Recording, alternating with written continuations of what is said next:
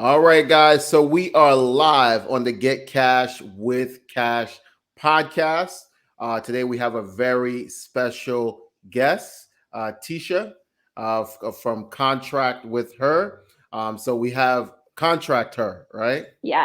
All right, definitely. So we have some really great information for you today. We're going to do a really good interview.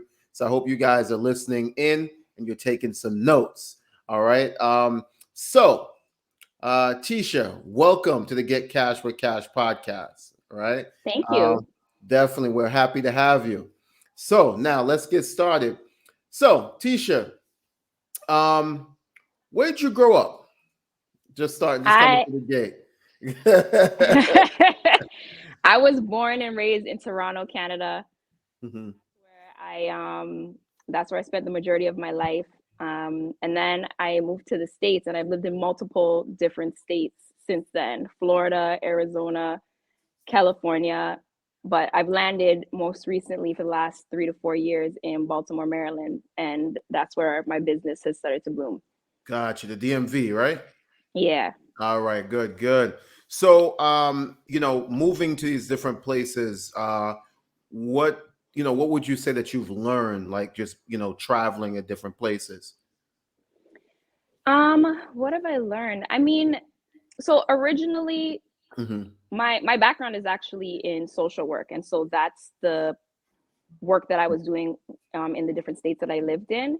Hmm. Um, One thing that I would say I've learned is I've learned the ability to adapt. I've just been able to adapt to any environment that I'm in, and I've never really been. I got over that fear once I left home. I got over that fear of like, am I gonna have friends? Am I gonna be able to like meet people, network? And I think I've been able to overcome that, and just like any room I walk into, whatever the business is, I feel totally comfortable.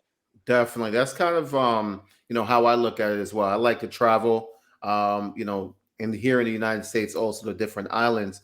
But I feel it also allows, like what you were saying, gives you a different outlook and allows you to connect, right, with different people and relate, Hmm. to different people, especially, when it comes to business.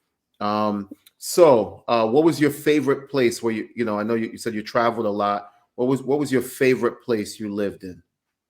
Definitely Miami, Florida. I'm a 305 girl. I still have a 305 number. I will never give it up. Yeah. I love Miami. There's something about the heat and the my so born and raised in Toronto, Canada, but my family is Jamaican, which is often the little bit of accent that people hear. So I I've heard got it. yeah, I'm Jamaican I've as got well. yes. So you already know the Yeah, for Caribbean real, for blood. real. So the Miami heat, Yeah, definitely but I traveled to Canada a few times. Toronto, the T dot. That's what they used to. the six. Um, it's a lot of I'm a big music fan. It's a lot of music that came out of Canada that I like. What's the guy's name I used to like? Cardinal Official. Cardinal official. Yeah, yeah. All of that. That's like back in the day. Yup. Definitely. So, I know you said you had also a West Indian upbringing and, you were in Canada, now you're in the US. What was your childhood like? So my childhood, what this is a good question. I've been on a lot of podcasts. Anybody asked me that? I had a really, really good childhood. I think I am a product of when they say, it takes a village or a community to support a child, right? Yes. And I had a lot of really good influences. I had my grandmother, God rest her soul, who helped raise me. I had good godparents. I had a really good network. So I think I got some experiences that some other people might not have. Hmm. And part of like it was a lot of different stuff, because like I had a part of my life where it was like in the hood, and then I had a part of my life where I lived on a farm with like 30 acres, and everything I ate was fresh from the garden. You know what I mean? So I got a lot of different experiences, which I think has all collectively, you know, made me a half decent person at this point. Absolutely. And just in the questions that I ask, right? The reason why I ask these questions because when people come on the podcast, they expect to talk about the business, but a lot Hmm. of the times, a lot of the people out there, they want to get connected with the story, right, Right. of the person. So like for me, like when I'm watching, I love documentaries. I love to see how a person got to where they're at, so Hmm. that's why I just kind of aim the questions towards like the story, right? Right. But another thing that you said there, which was really important, is growing up in different environments, right? Yes. And I kind of grew up the same way, where I grew up. A part of my life was in Jamaica, where it was like farm life and things like that, and then coming to the United States, it allowed me to see the difference between when you have and when you don't have, right? It allowed me to appreciate things a lot more. So I think those experiences are really big, even with motivating us as business people, right? Like you said, Yeah. you really push yourself. I see you were working hard today. So you think your background, based on the different environments, kind of helped you to develop that drive that you have? Absolutely. Absolutely. You know, so when I say like I have, we're not gonna get into the whole history because you don't have enough time on your show to go through this. But I think the fact that I was able at a very young age to see the difference on how the haves and the have Yes. nots lived. You know what I mean? And so there was a part of my life that was, or a significant part of my childhood that was, living in poverty. I had parents that struggled with substance abuse, mental health. And so at a very young age, I had to learn how to do things on my own. I was Hmm. very self sufficient, I was very independent, because I kind of grew up with this idea that no one was going to come and save me. No one was Absolutely. going to just give me things. My mom used to always say to me, you have a pretty face, but you're going to need to have something between those ears, to make it anywhere. And Absolutely. I took that very seriously because I was like, I don't want to walk into a room ever and feel like I don't belong there or I don't deserve to be there. And so that part of me, I think, really gave me drive. Like there is no stop for me. And then there was this other part of my life where I had, other people. I had a lot of good family who kind of stepped in to parent me and care for me. And I saw the other side, and I was like, oh, this is how the other side of the world lives. This is how the other side of people, like, this is the kind of stuff you guys have access to, all these things. Yeah, yeah. And so I was very appreciative, but I think it kept me very level headed, Yes. and understanding that, I've got to work really hard for these things, but at the same time, these are all material things, and Yes. these things can come and go. And an accident, a bad choice, just all kinds of things could contribute to you not having any of those things. So what other things do you want to embody? Do you want to show the world that are really of value? And so I think that that's kind of kept me on this like line in between the two, where I like really nice things and I want to work really hard and I want to get all these accolades, but like I want to be a good person at the end of the day. Absolutely. Absolutely. And like they say, corporations have a social responsibility to the community. So that's definitely, something good to have in mind, to Hmm. making sure that we're also caring and giving back to others. What were some of your inspirations? Some of my inspirations. Yeah, what was some of and it could be anything. It could be, like what motivates you. What were some of your inspirations in life, right?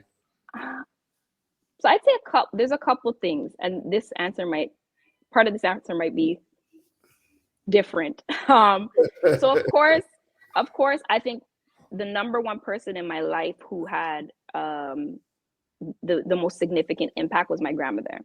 Yes. She lived well into her 90s. I got to enjoy her for many more years than a lot of people get to enjoy their grandparents. And Yes. so I always say that she was like the epitome of what I think a woman is. Mhm. And she was smart and she was graceful and she was God fearing and she was compassionate. And I always say if I could even be half the woman that she was, like, I'm winning for sure. So she was definitely an inspiration for me. Hmm. I'm thoroughly inspired by my kids. You Yes. know, I want to set a good example for them. I have two sons, and my youngest is my only daughter, and I want them to. I want to live daily in a way that they're proud of. Yes. Because I didn't always have that. You know, I didn't always have somebody to be proud of. Like there was lots of times when I felt embarrassed by, my family or my parents or whatever. So Hmm. I really I want my kids to be proud of me. And then I would say the other part is like me. I feel like I'm inspired by myself. Um, which I know sounds kind of weird, but I I feel like I put a lot of work into getting where I am today. Yes. I have broken down a lot of barriers, and every time I reach another accolade, I accomplish something new. It gives me another push. Like, you've got more in you. There's Yeah. other things. There's bigger things. There's greater things. So, I try to be inspired by myself and to just continue to and use that to continue to push myself. Absolutely. And in business, there's a thing where they say, what's your why? What's pushing you to do what you're doing? So I think you nailed that right there, right? Hmm. They always say your why should make you cry. So when you think of it, it should be that thing that when you don't feel like getting up in the morning, it pushes you to get up in the morning, right? Yes, absolutely. Definitely. So I think you definitely nailed that there. So speaking of the morning, let's fast forward a little bit. What's your morning routine like for the new entrepreneurs out there who are who's trying to get into business, and entrepreneurship? I am not the person to be an example. All right. So I guess I am not. I am not. Realistically, my mornings are chaos. okay, okay, My which mornings are which is chaos. fine, which is fine. So how are you in this? Because again, with these interviews, we do the first interview, then we do another interview down the line, and you're like, you know what, Cash, I'm mastered that, right? So where we at right now? Where it's Right. okay. Where we That at right now? Because so time right. management, believe it or not, it's a huge thing. As we were speaking about off air, is a Mhm. huge thing for most entrepreneurs. We Right. only have 24 hours, and everybody, I think, struggles with mastering those 24 hours. So what's your Right. mornings like right now, and how are you managing it at the moment? So my mornings are chaos because I have young kids and Yes. they do not give a crap about my schedule. They do not care where I need to be or if I'm in a rush or if we have less time, like they don't care. Yeah. So in the mornings I get up at like 7. I get my kids ready, I get them breakfast. And you know, all the days are different. Like, I'll give you an example. Yesterday, I was super amped. I got up on time, everything was going smooth. My 4-year-old peed the bed. So now I have to like strip her. Oh. I have to strip the bed. I have to shower her, and everything just kind of went out the window. I was ready to go and get to what I had to do first thing in the morning. Mhm. And none of it worked out. And so a lot of my days get like mumble jumbled like that. So in an effort to balance that, I'm also a night person. And Mhm. as a creative, which I find interacting with other creatives, they often say this, like, my brain turns on at night. Mhm. That is my time where everything's quiet. There's a lot less distractions. And so it is difficult for me in the mornings because sometimes, like, I get a creative streak and I am building something, writing down ideas, or brainstorming or whatever, into like 2-3 o'clock in the morning. So what I've tried to do is, once I get that little switch on at like 11:47 at night, I start doing things and I prepare for the next day because I know in the morning it's never going to go the way I want to. So Yeah. I review my schedule, I review my calendar. I actually have a timer. So my watch, my Apple ecosystem helps me a lot because I put everything in a calendar. I put timers for everything. I have a timer at like 8:30 at night that'll say review your schedule. to make sure that, I know what's coming the next day. If I need to send out reminders for consultations, whatever, that I do that at a decent time. So I guess like it kind of makes up, but the So mornings still end up chaotic.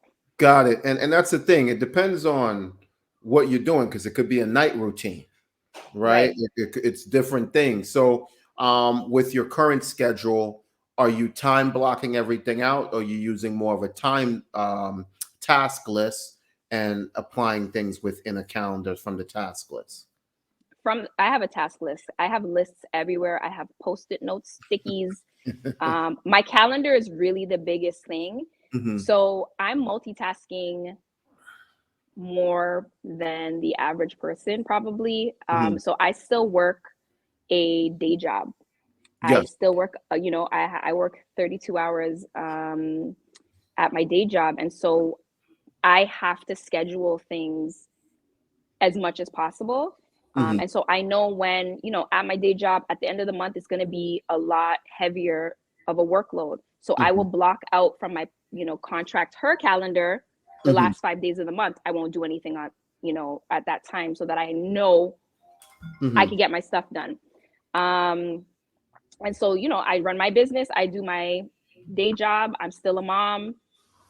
I try to have a personal life. It doesn't exist still, but Yeah, you're yeah, managing. You're managing. I'm managing. Like all of us, right? Yeah.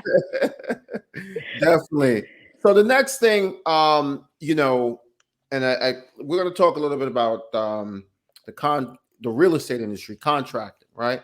Hmm. What made you decide to, pursue like a career in the contracting side, or what you're doing? What made you decide to get into that? I really fell into it. This was not something that I studied anywhere. Hmm. I didn't think that this is something that I was going to get into. It just not happened naturally. I bought a house a couple years ago. Hmm. When I bought the house, or when I first started looking for a home, I had thought I'm going to buy a turnkey.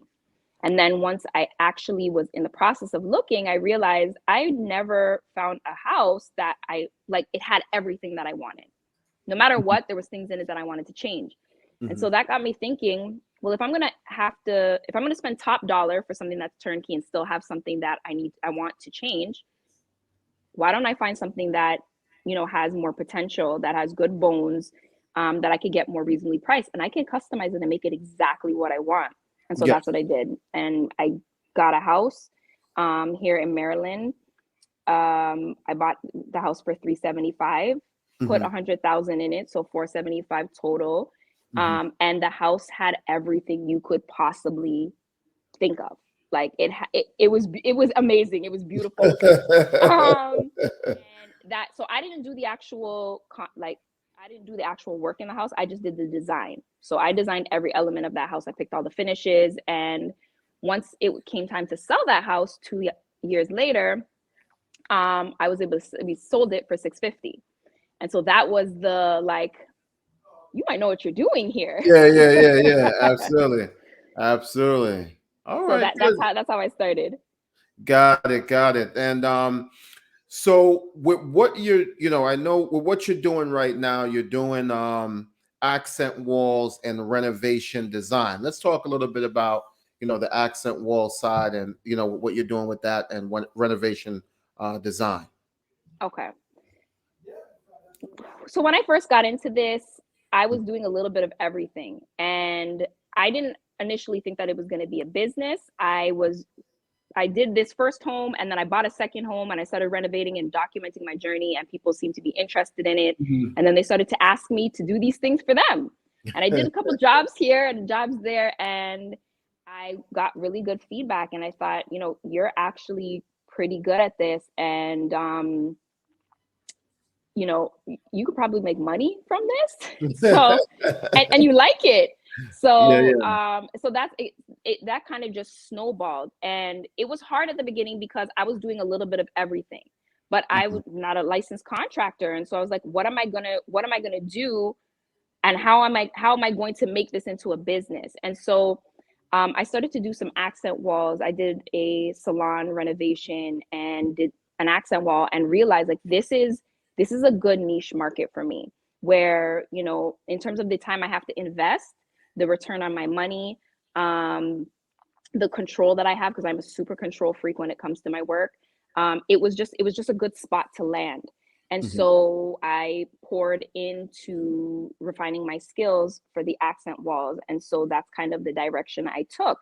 Hmm. And I've loved it. I have absolutely, utterly loved it so much. I have never felt so like fulfilled, and I feel like I found my purpose. And then I was in this weird space, right, where I'm a social worker. That's what I've done for the last 15 years. And now I've Hmm. gotten into this construction world, and I didn't want to leave my social work stuff behind. Hmm. So at some point, I realized that other people want to know these skills, Hmm. and I want to be able to give back somehow. I want people to feel empowered, because I'm going to tell you, one, you know, I use some tools here and there, but when I got to using a miter saw, I felt like I could do anything. There was nothing that I could not build. It was phenomenal. And Yeah, so I yeah, started to yeah. think, like, I want to be able to do that for other people. And so out of that, the Contractors Women's Workshop Yeah, was created. March 25th to the 26th, right?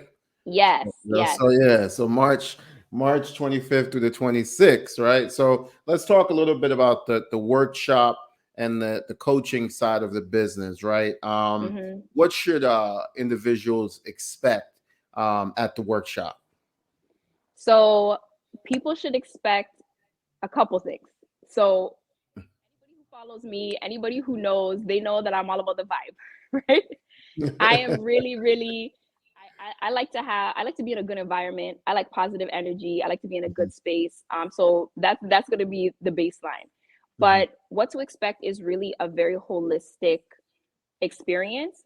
So people are going to be learning the tactile skills of, you know, the fundamentals of electrical, plumbing, drywall repair, painting, wallpaper, all of that kind of stuff. People are going to be getting used to using tools. They're going to be going home with a tool bag, rams sack of stuff.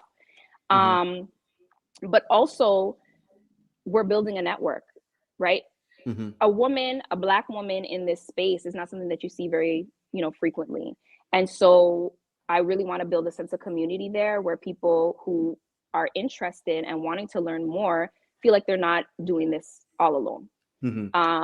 And then the other part of it is about problem solving and assessment skills, where I want to everybody who leaves to have the understanding of, you know, what jobs do they feel like they can do on their own. Is this a job that they might need help for? And if you do, how to hire a proper professional, what to look for, how to know if somebody's ripping you off, or they're, you know, completely trying to gouge your pockets because they think you're a woman and you have no idea what's going on. So I really want people to feel like they walked away with more than just like, oh, I know how to change a faucet. Yeah, yeah, absolutely, absolutely. And if there's a real estate portion for the next one or anyone coming up, just let me know. Yes, yes. I want to add all of these components, but it was only 2 days. There's only so much that I can teach. Yeah, yeah. If there's any, anything like that, come let me know. All right. So, and that lead, you kind of tapped into my next question. Do how do you feel the landscape is for women in business today, right? Because we're seeing more and more women entering the entrepreneurship space. Do you feel social media has anything to do that, where it had where it levels the playing field a bit? Um, Yeah, yeah, I do. I think we've definitely moved into another era. yes, Um, sure. and I think women have a number of opportunities that we wouldn't have had previously. Yes. Especially with social media, the ability to showcase our platforms in a number of different ways, and to connect with people. And I don't pretend to be an expert at any of this. Like I said, I'm new to the entrepreneur life. I never thought that this would be me. I was very happy being a salary paid employee. I was, Yeah, yeah. but uh, in the last, several months, the feedback that I've gotten from other women has been phenomenal. Yes. There's so many people out there just really trying to be supportive. And because I've had the ability to connect with people that I never would have, if there wasn't social media. So I think there's definitely a lot of opportunity. Mhm. And but just like anything, you've got to go out there and take it. You've got to So use the opportunities. absolutely, absolutely, and I would say women are definitely killing it right now. I mean, even when I'm on TikTok, women, people are selling on there. Guys, we got to, I don't know. I They- don't, you just take a seat for a little bit, okay? Let yeah, us we do our gotta take thing. a seat for a little bit. Yeah, but definitely appreciate a lot of what best definitely appreciate what the women are doing out there right now and Hmm. pushing things to the forefront. So to my next question, what do you think about social media? I see you do a lot on social media. Um, how do you think social media has changed the game for entrepreneurs? It's the exposure. Hmm. It's like hands down, it's the exposure. Initially, I was very apprehensive of social media. There's a lot, people are mean, and social media gives gives people this level of braveness that they would never have in person. You know, Absolutely. The I see. craziest, I always tell people, you kind of, you made it when you get like nasty posts. Like you've made it. Like now, like when I post, like I have my Facebook page, right? So it has like a huge following on that one, like over 18,000 people or whatever.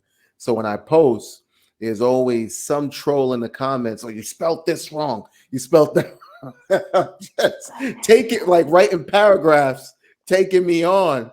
But I'm down for the smoke. I'm in the Right. comments. I'm, I'm that I'm rapper with that it. I'm that rapper that jumps in the crowd. Right, right. I'll go through every comment and respond back to you.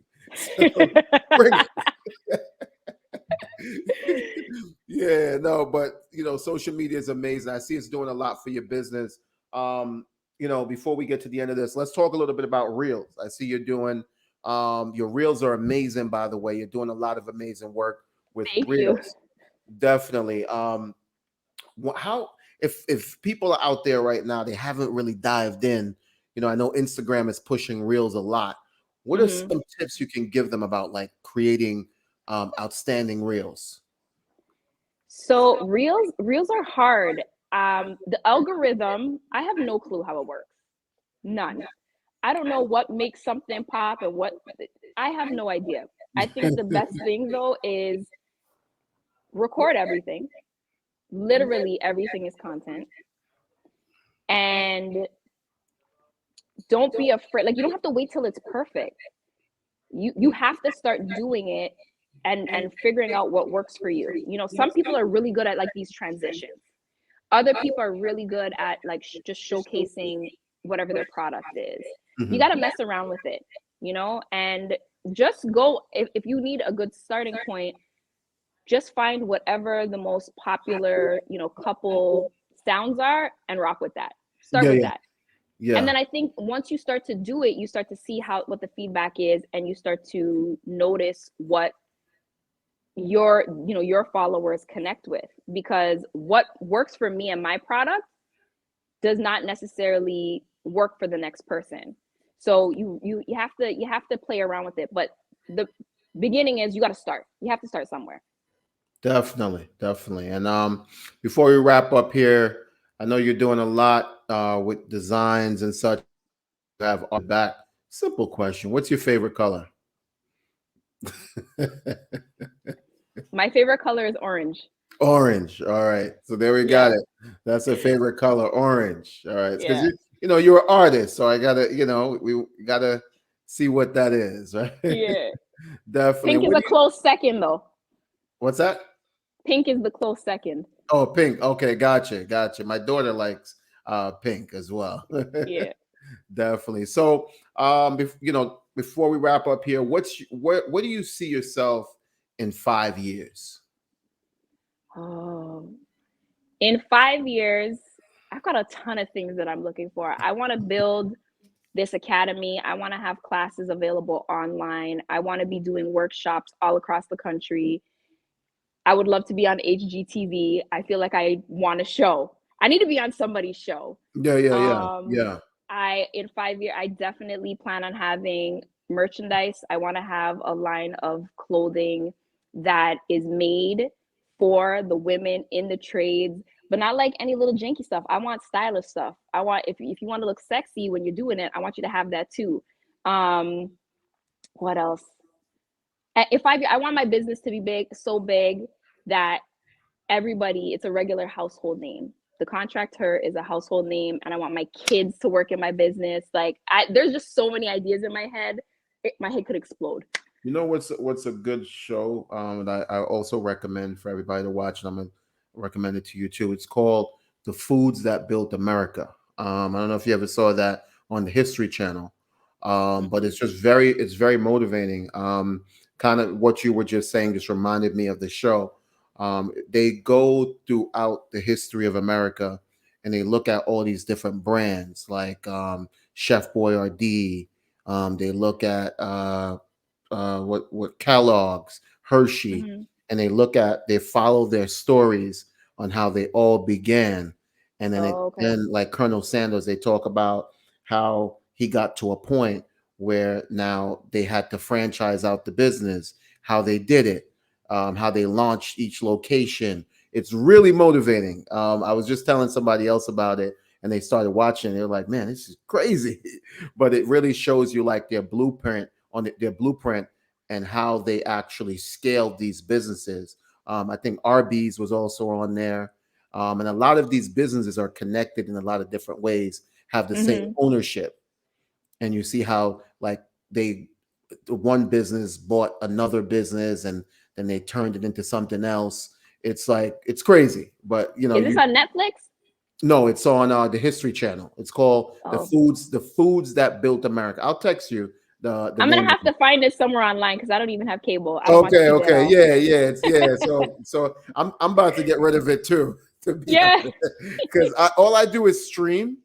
yeah, It just happened one day. I was just surfing. I'm like, let me see what's on cable, and I came across this, and I'm like, oh, it's a really good show. I think Discovery Channel, the History or whatever, they actually have an online station. I think I'm not sure. okay, But yeah, it's a good show. I'm gonna text it to you, and maybe you can find it online. Maybe it's on Netflix. I'm not sure, but I was yeah. watching it. I'd love to see that. Yeah, it's very very motivational. A lot of businesses. It was just crazy how they started, and then like Chef Boyardee. Real quick before we end, they had a restaurant, Mm-hmm. and they realized from the restaurant, more people were buying takeout. So then they turned the business into a takeout. Then from takeout, they figured out that they can make more money packaging it and not physically there sharing it. So they cut the cost there. It's like Right. they show it's like really really good. Just the evolution of these businesses, because most of us would have no idea that that's where that started out as. Exactly. And them watching the numbers. And there's another one where they make pastries. It's called they come in the blue and white box. I forgot the name of it. Um Man, I forgot the name of it. No, I don't know. But yeah, they started wholesaling to supermarkets. They used to have a store.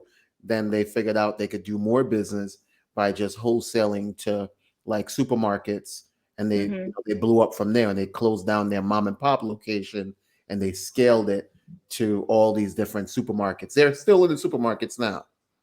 Huge, Wow. yeah. But I'll text it to you. Yes, please. All right, guys. So I appreciate all of you for watching today. And just let the viewers know where they can find you on social media or any contact information you may have. Sure. The best place to find me, to see my content, to get in contact with me is going to be the contract underscore her on IG.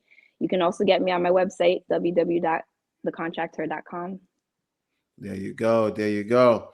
All right, guys. So I appreciate all of you. I appreciate all of you for watching the Get Cash with Cash podcast. You could also check us out on YouTube, Facebook, pretty much all the major platforms. We thank you guys for for continuing to support the podcast. We appreciate you. Have a $1 billion day. We'll definitely see you on the beaches of the world.